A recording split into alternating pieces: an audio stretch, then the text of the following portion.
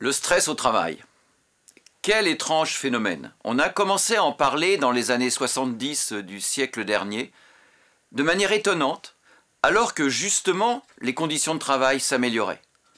Que le temps que l'on consacrait au travail progressivement diminuait dans tous les pays du monde, que dans les usines, les machines remplaçaient l'homme pour les tâches les plus pénibles, et que les ordinateurs commençaient à envahir les bureaux pour nous aider à résoudre les activités les plus complexes.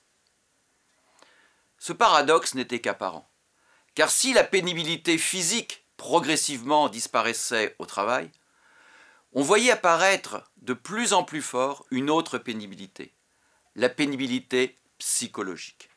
Et l'on s'apercevait que le travail, avec les contraintes de plus en plus fortes sur le psychisme et peut-être un peu moins fortes sur le corps, commençait à représenter un risque réel pour la santé et pour le bien-être des salariés. Le travail est donc un facteur essentiel à la construction d'un individu.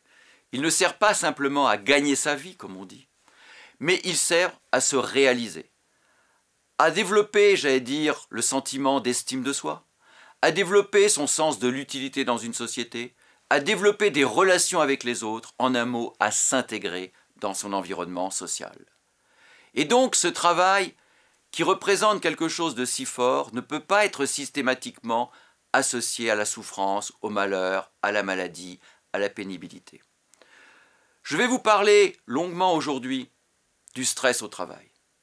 Mais je crois qu'il est important, dès à présent, de comprendre qu'il y a un stress sans doute encore plus pénible, qui est celui du non-travail. Votre supérieur vous en demande toujours plus? Les dossiers s'accumulent sur votre bureau?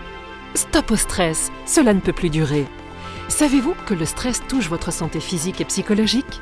Pour les salariés et les entreprises, le stress est un enjeu de santé majeur. Grâce à cette formation, vous aurez les clés pour lutter contre le stress au travail.